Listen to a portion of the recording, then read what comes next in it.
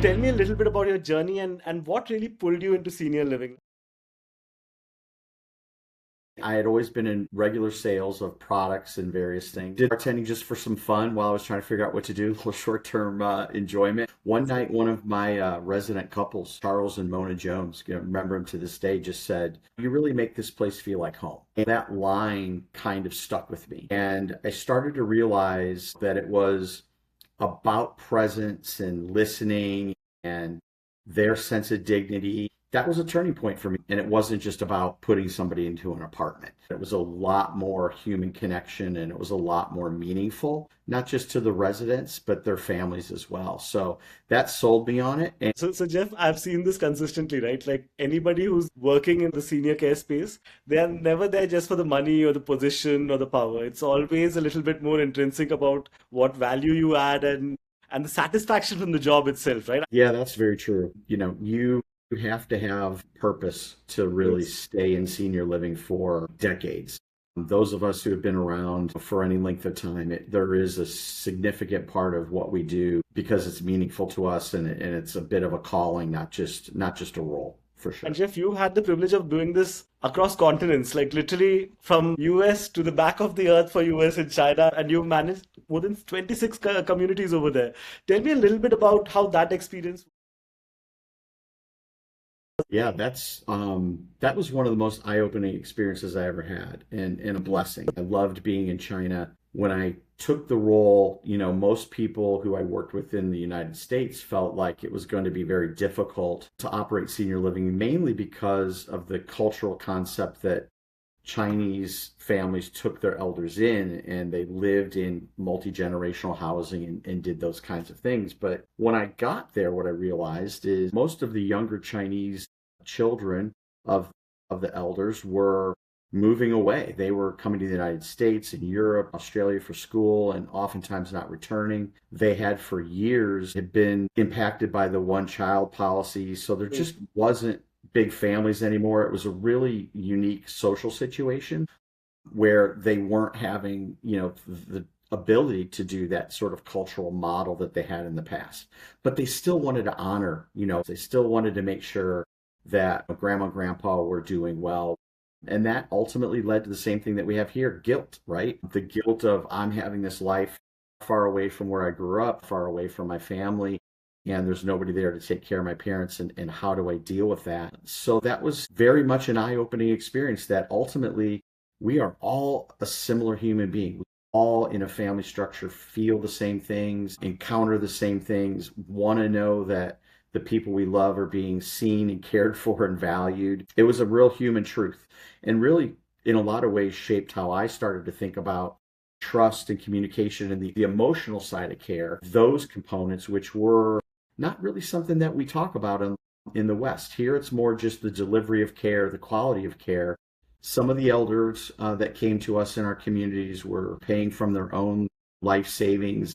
Most people were professionals, similar to what you have here in the United States. And then similar percentage of people who had to have a supplement from their kids. Children who were doing well either in China or children who were doing well abroad were, supplementing those cares. And we're all trying to make sure that everybody's well taken care of. Where it was different is what you just mentioned, that part about care and what living in a community was really like. A Chinese home is much different than a Western home. There's more spiritualism, there's more connection to things that are not just logistical, but still rooted in tradition, some of which has been stripped away in the West. And so here we talk about, are we providing good care? Okay, how do we say that we're doing that in the West? Well, we're timely to answering the call bell, and we're timely to getting the meds done, and we're timely to getting people to an activity. And it's a very structured kind of care model in the United States in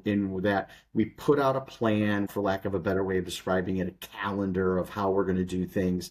And if you walk around a Western community, there's connection, but it's not as deep as what I saw in China. Now, advantageously, China has the ability, there's more people to work in the communities in China. We had more people, but even though we had more people, we still spent more what I call real time talking to the person, getting to know them as we're providing the services. So the best way I can describe it is that the bond between the families, the caregivers, and the residents that we serve was just it was just deeper.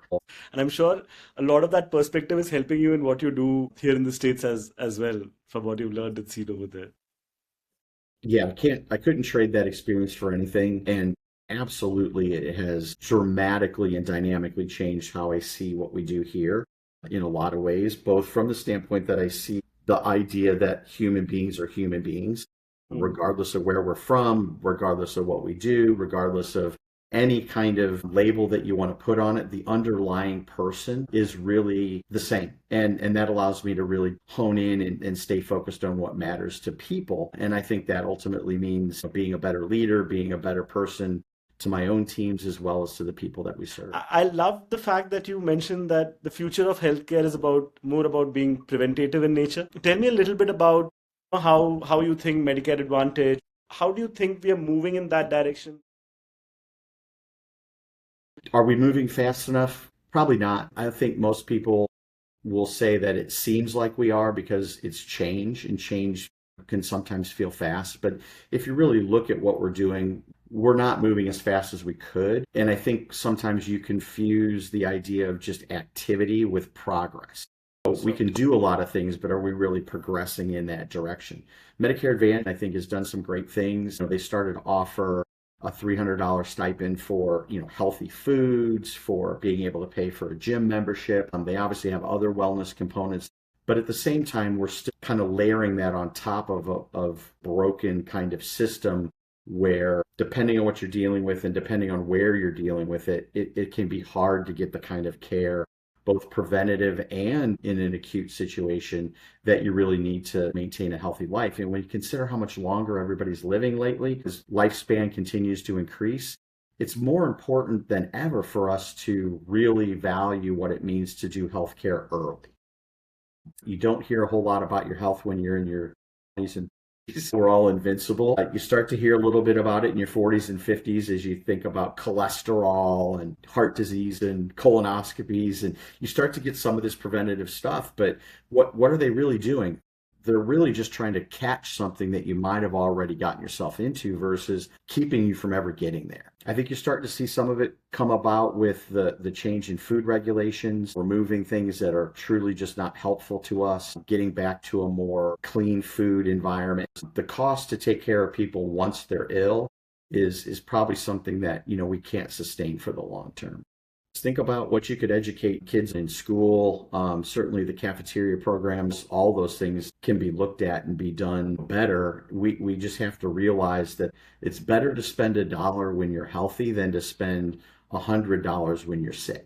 so Jeff, I mean, any conversation in senior living is a miss if we don't talk about what the biggest problem is and why is it shortage of staff. I wish there was a different problem. If there was a different problem, it might be a little bit easier to solve. But it really is. What you said is I'd start with how do we attract people to the field, early on? What do we do in schools? What do we do for kids that have an interest early on and allowing them to see what the value proposition is for working in our industry? So certainly, how we hire people, how we attract people to the field is extremely important. Right now, recruiting is often just desperation. I thought Enterprise Rent-A-Car always did a great job in terms of how they brought people in. They went to the colleges, they looked for a certain persona of a person, and it was all about growing a team from within, about building loyalty through development and getting people to believe in that culture of the company. And certainly they had people that didn't make it all the way through or stay, but I think they showed that if you bring people in and you look at it holistically, where these people are, train them in everything. You work at every aspect of the business to really understand what it is. We're talking about running $10 million businesses at the community level, depending on where they are and how big they are. That's a huge opportunity. And then, of course, how do we onboard train for elevating, our employees' heart their drive, their emotional intelligence, and then ultimately how do we create a pay system that allows them to have a suitable living and feel like they're being compensated for the hard work that they do. So, in your opinion, and I know it's a vicious cycle, it's about lesser people, wages that you're able to pay, and so on. But this is more about people wanting to serve in the industry, right? Like, there aren't enough people who have the heart and the drive to be in the industry. Is that where the crux of the problem is? It's probably a little bit of both. You know, we need to innovate the model, Hmm, not just necessarily readjust how we price it.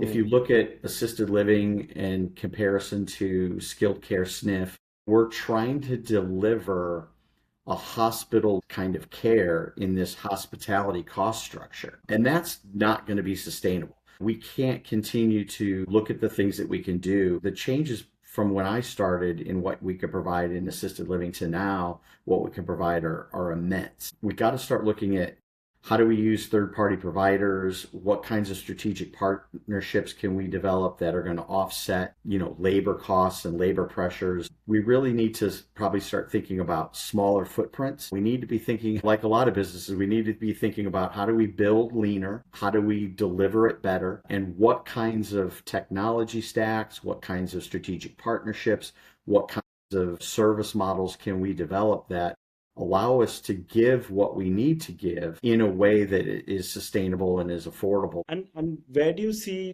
technology playing a role? I think there's a huge opportunity around all the different telemedicine components. I don't think that's been explored very well at all.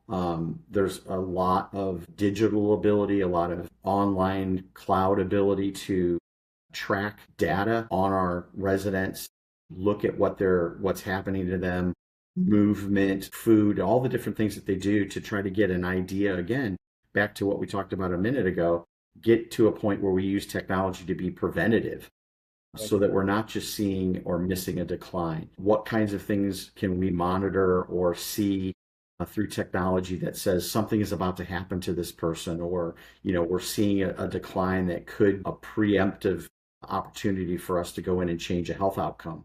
The Right. So you mentioned that when you are in the senior living, you would not want to have Elvis or jazz playing. You'll probably want Rap God from Eminem playing.